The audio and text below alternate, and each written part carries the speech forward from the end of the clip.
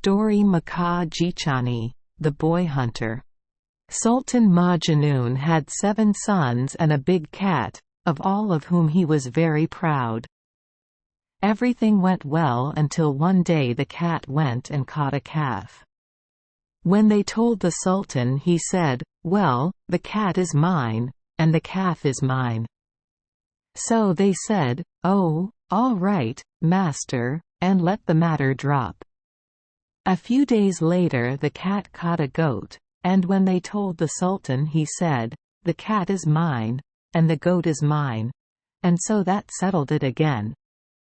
2 days more passed, and the cat caught a cow. They told the Sultan, and he shut them up with, "My cat, and my cow." After another 2 days the cat caught a donkey, same result. Next it caught a horse, same result.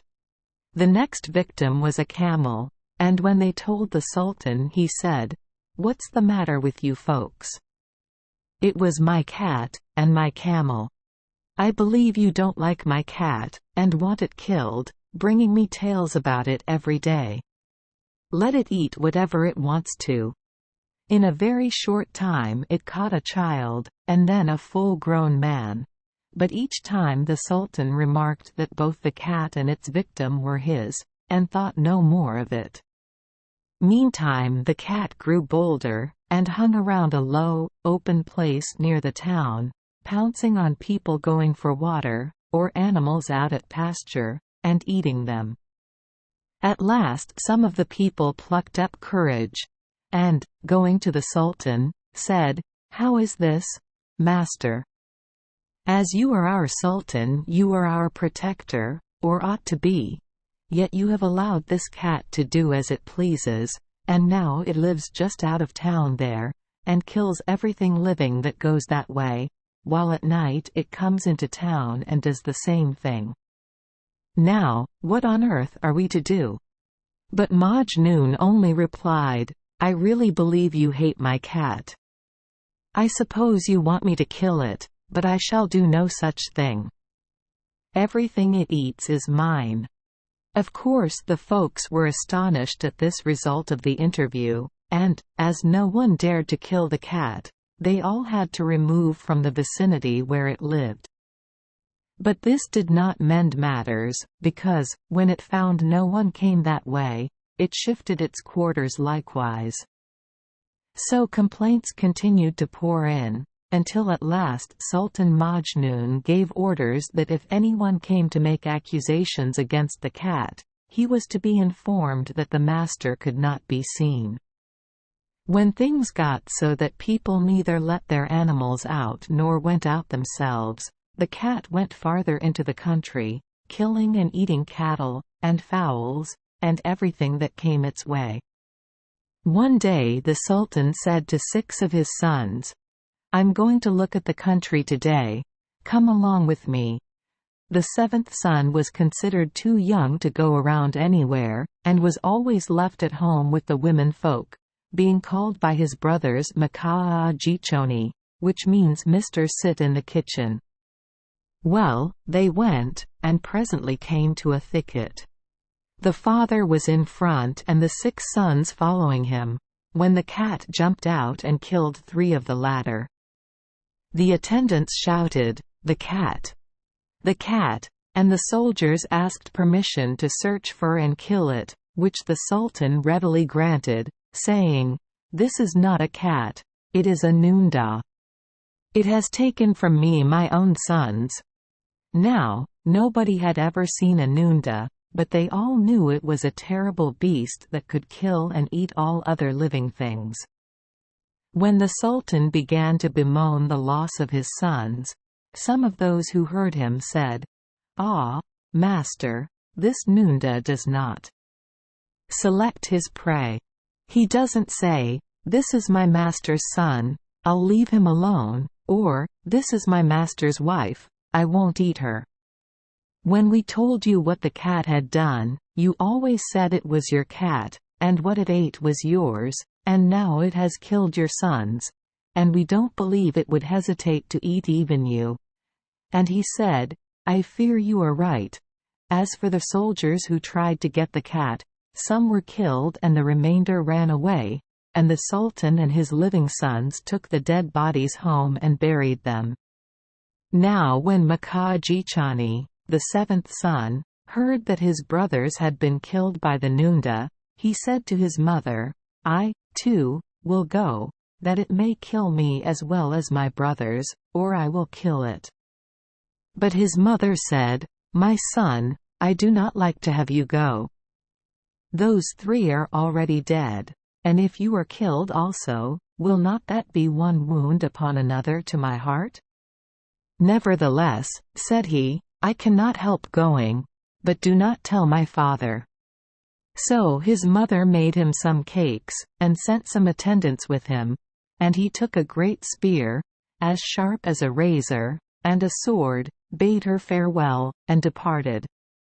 As he had always been left at home, he had no very clear idea what he was going to hunt for, so he had not gone far beyond the suburbs, when, seeing a very large dog, he concluded that this was the animal he was after, so he killed it, tied a rope to it, and dragged it home, singing, "Oh, mother, I have killed the Noondah, eater of the people."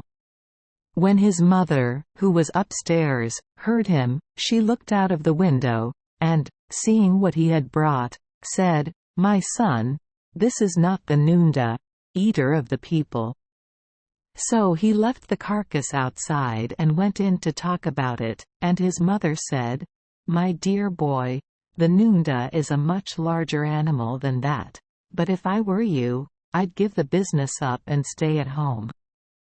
"No, indeed," he exclaimed, "no staying at home for me until I have met and fought the Noondah." So he set out again, and went a great deal farther than he had gone on the former day. Presently he saw a civet cat, and, believing it to be the animal he was in search of, he killed it, bound it, and dragged it home, singing, "Oh, mother, I have killed the Noondah, eater of the people." When his mother saw the civet cat, she said, "My son, this is not the Noondah, eater of the people." And he threw it away. Again his mother entreated him to stay at home, but he would not listen to her, and started off again. This time he went away off into the forest, and seeing a bigger cat than the last one, he killed it, bound it, and dragged it home, singing, "Oh, mother, I have killed the Noondah, eater of the people." But directly his mother saw it, she had to tell him, as before, "My son, this is not the Noondah, eater of the people." He was, of course, very much troubled at this, and his mother said, "Now, where do you expect to find this Noondah? You don't know where it is, and you don't know what it looks like. You'll get sick over this, you're not looking so well now as you did. Come, stay at home." But he said, "There are three things, one of which I shall do. I shall die. I shall find the Noondah and kill it, or I shall return home unsuccessful. In any case, I'm off again." This time he went farther than before, saw a zebra, killed it, bound it, and dragged it home, singing, "Oh, mother, I have killed the Noondah, eater of the people."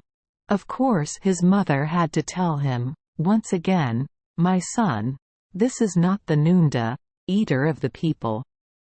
After a good deal of argument, in which his mother's persuasion, as usual, was of no avail, he went off again, going farther than ever, when he caught a giraffe, and when he had killed it he said, "Well, this time I've been successful. This must be the Noondah." So he dragged it home, singing, "Oh, mother, I have killed the Noondah, eater of the people." Again his mother had to assure him, "My son, this is not the Noondah, eater of the people." She then pointed out to him that his brothers were not running about hunting for the Noondah, but staying at home attending to their own business. But, remarking that all brothers were not alike, He expressed his determination to stick to his task until it came to a successful termination, and went off again, a still greater distance than before. While going through the wilderness, he espied a rhinoceros asleep under a tree, and turning to his attendants he exclaimed, "At last I see the Noonda." "Where, master?" they all cried, eagerly. "There, under the tree." "Oh, what shall we do?" they asked. And he answered, "First of all, let us eat our fill, then we will attack it. We have found it in a good place, though if it kills us, we can't help it." So they all took out their arrowroot cakes and ate till they were satisfied. Then Mkaaah Jeechonee said, "Each of you take 2 guns. Lay one beside you and take the other in your hands, and at the proper time let us all fire at once." And they said, "All right, master." So they crept cautiously through the bushes and got around to the other side of the tree, at the back of the rhinoceros. Then they closed up till they were quite near it, and all fired together. The beast jumped up, ran a little way, and then fell down dead. They bound it, and dragged it for 2 whole days, until they reached the town, when Mkaaah Jeechonee began singing, "Oh, mother, I have killed the Noonda, eater of the people." But he received the same answer from his mother, "My son, this is not the Noonda, eater of the people." And many persons came and looked at the rhinoceros, and felt very sorry for the young man.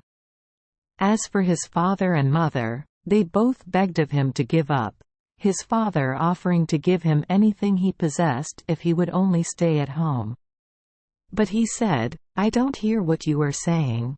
Goodbye," and was off again. This time he still further increased the distance from his home, and at last he saw an elephant asleep at noon in the forest. Thereupon he said to his attendants, "Now we have found the Noonda." "Ah, where is he?" said they. "Yonder, in the shade." "Do you see it?" "Oh, yes, master. Shall we march up to it?" "If we march up to it, and it is looking this way, it will come at us, and if it does that, some of us will be killed. I think we had best let one man steal up close and see which way its face is turned." As everyone thought this was a good idea, a slave named Kirobotu crept on his hands and knees, and had a good look at it. When he returned in the same manner, his master asked, "Well, what's the news? Is it the Noonda?" "I do not know," replied Kiroboto, "but I think there is very little doubt that it is. It is broad, with a very big head, and, goodness, I never saw such large ears." "All right," said Mkaaah Jeechonee. "Let us eat, and then go for it." So they took their arrowroot cakes, and their molasses cakes, and ate until they were quite full. Then the youth said to them, "My people, today is perhaps the last we shall ever see, so we will take leave of each other. Those who are to escape will escape, and those who are to die will die. But if I die, let those who escape tell my mother and father not to grieve for me." But his attendants said, "Oh, come along, master. None of us will die, please God." So they went on their hands and knees till they were close up, and then they said to Mkaaah Jeechonee, "Give us your plan, master." But he said, "There is no plan, only let all fire at once." Well, they fired all at once, and immediately the elephant jumped up and charged at them. Then such a helter-skelter flight as there was. They threw away their guns and everything they carried, and made for the trees, which they climbed with surprising alacrity. As to the elephant, he kept straight ahead until he fell down some distance away. They all remained in the trees from 3 until 6 o'clock in the morning, without food and without clothing. The young man sat in his tree and wept bitterly, saying, "I don't exactly know what death is, but it seems to me this must be very like it." As no one could see anyone else, he did not know where his attendants were, and though he wished to come down from the tree, he thought, "Maybe the noondah is down below there, and will eat me." Each attendant was in exactly the same fix, wishing to come down, but afraid the noondah was waiting to eat him. Kiroboto had seen the elephant fall, but was afraid to get down by himself, saying, "Perhaps, though it has fallen down, it is not dead." But presently he saw a dog go up to it and smell it, and then he was sure it was dead. Then he got down from the tree as fast as he could and gave a signal cry, which was answered. But not being sure from whence the answer came, he repeated the cry, listening intently. When it was answered, he went straight to the place from which the sound proceeded, and found two of his companions in one tree. To them he said, "Come on.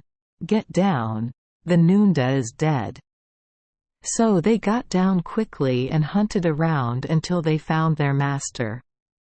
When they told him the news, he came down also, and after a little the attendants had all gathered together and had picked up their guns and their clothes, and were all right again. But they were all weak and hungry, so they rested and ate some food, after which they went to examine their prize. As soon as Mkaaah Jeechonee saw it, he said, "Ah, this is the noondah. This is it. This is it," and they all agreed that it was it. So they dragged the elephant 3 days to their town, and then the youth began singing, "Oh, mother, this is he, the noondah, eater of the people." He was, naturally, quite upset when his mother replied, "My son, this is not the noondah, eater of the people." She further said, "Poor boy. What trouble you have been through. All the people are astonished that one so young should have such a great understanding." Then his father and mother began their entreaties again, and finally it was agreed that this next trip should be his last, whatever the result might be. Well, they started off again, and went on, past the forest, until they came to a very high mountain, at the foot of which they camped for the night. In the morning they cooked their rice and ate it, and then Mkaaah Jeechonee said, "Let us now climb the mountain, and look all over the country from its peak." And they went, until after a long, weary while, they reached the top, where they sat down to rest and form their plans. Now, one of the attendants, named Shindana, while walking about, cast his eyes down the side of the mountain, and suddenly saw a great beast about halfway down, but he could not make out its appearance distinctly, on account of the distance and the trees. Calling his master, he pointed it out to him, and something in Mkaaah Jeechonee's heart told him that it was the noondah. To make sure, however, he took his gun and his spear and went partly down the mountain to get a better view. "Ah," said he, "this must be the noondah. My mother told me its ears were small, and those are small. She told me the noondah is broad and short, and so is this. She said it has 2 blotches, like a civet cat, and there are the blotches. She told me the tail is thick, and there is a thick tail. It must be the noondah." Then he went back to his attendants and bade them eat heartily, which they did. Next he told them to leave every unnecessary thing behind, because if they had to run they would be better without encumbrance, and if they were victorious they could return for their goods. When they had made all their arrangements they started down the mountain, but when they had got about halfway down Kiroboto and Shindano were afraid. Then the youth said to them, "Oh, let's go on. Don't be afraid. We all have to live and die. What are you frightened about?" So, thus encouraged, they went on.